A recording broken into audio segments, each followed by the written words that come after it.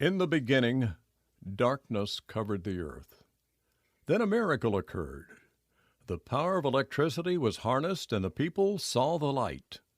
But the light was a long time in coming to rural Kansas. It took President Franklin D. Roosevelt's signing of the Rural Electrification Act on May 21, 1936, to start the wheels of progress turning.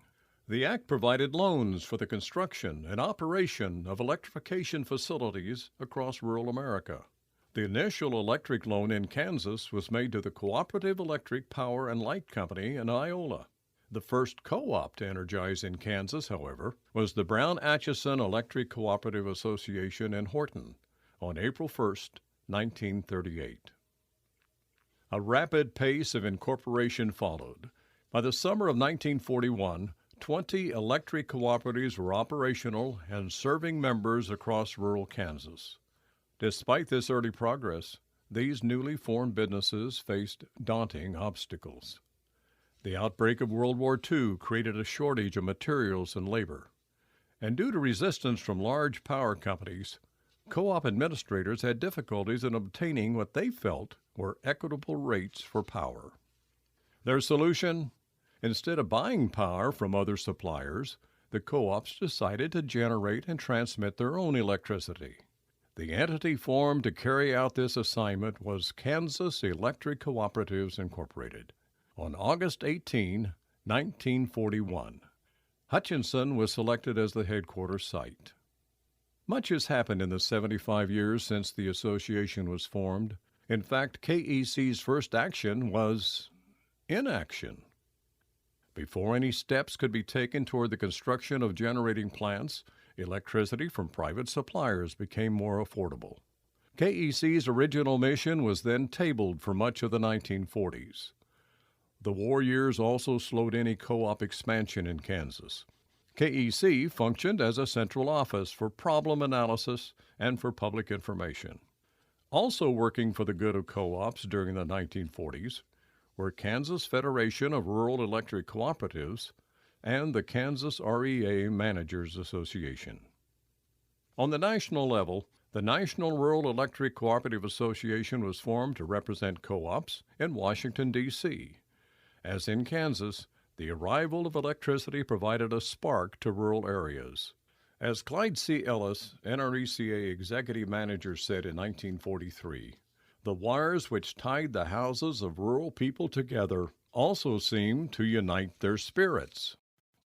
By 1950, Kansas co-op leaders saw the need to reactivate and repurpose the statewide association. This time it wasn't to generate power, but to solve new problems. Electric cooperatives, with memberships numbering only in the hundreds or low thousands, were small-time players in the utility industry. The large investor-owned utilities ran the show. For co-ops to have a place at the table, it became evident they needed to band together with a united voice. Thus, the new KEC was born. For co-ops to survive, they had to be able to represent themselves forcefully on regulatory and legislative issues. By the end of 1950, KEC's office was moved from Hutchinson to Topeka to be in closer contact with state government. The primary objective was to shape KEC into a united service representative for its members and to function for their mutual benefit. It was believed that more could be accomplished collectively than by the member systems working on an individual basis. To accomplish its goals, it was determined that KEC should be governed by a board of trustees composed of one trustee representative from each member co-op. During KEC's formative years in the 1950s, headway was made in a variety of key issues, such as rate stability and territorial protection.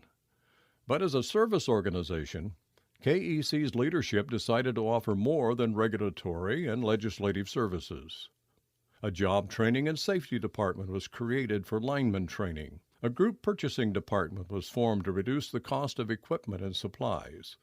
A mobile meter testing department was established to assure reliability of electrical devices.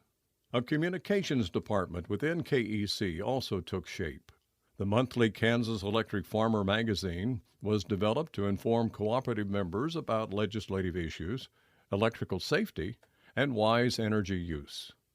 The first issue declared it the voice of 93,594 Kansans whose privately owned Kansas Incorporated, business-managed, tax and interest-paying electric cooperatives came into existence because no one else would furnish them power. KEC's growth through the years was marked by two expansions to larger facilities. After being located near the State House for years, KEC moved to a larger building on West 21st Street in Topeka in 1966. KEC's headquarters moved farther west to the present building in 1990. Today, KEC is governed by a 32-member board with one trustee representative from each member distribution cooperative and the 3 generation and transmission cooperatives. Sunflower, the first of these G&Ts, was formed in 1957 and supplies power to 6-member distribution cooperatives in western Kansas.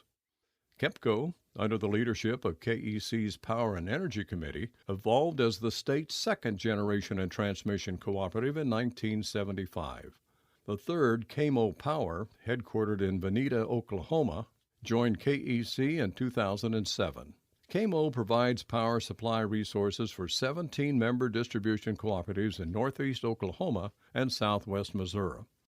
Throughout KEC's history, many other services have been added or updated to meet changing needs. Kansas Electric Farmer became Kansas Country Living in 1972 and evolved from a newsprint tabloid to a full-color magazine mailed to more than 125,000 Kansas homes and businesses. Highlighting the importance of member education, 2 youth programs were established. The Youth Tour to Washington, D.C. began in 1961. 3 years before NRECA adopted the program on a national level. KEC joined the Energy Seminar at Steamboat Springs, Colorado in 1977. In 1989, the KEC Board of Trustees approved the establishment of the KEC Apparatus Testing Department. It also approved changing the name of the Job Training and Safety Department to Loss Control and Safety and expanded training to other employee groups. KEC's past and present include programs on wise energy use, load management, coordination with regulatory agencies' policies and procedures, and retail rate case assistance. For a brief period, KEC offered satellite TV programming and long-distance telephone service. Without a doubt, the next 75 years will bring incredible strides in generation, technology, and member service. While those opportunities are unpredictable, one thing is certain. KEC and its members will band together to assure greater efficiency and economy of operations for all. KEC has been and will continue to be a proud demonstration of the cooperative spirit.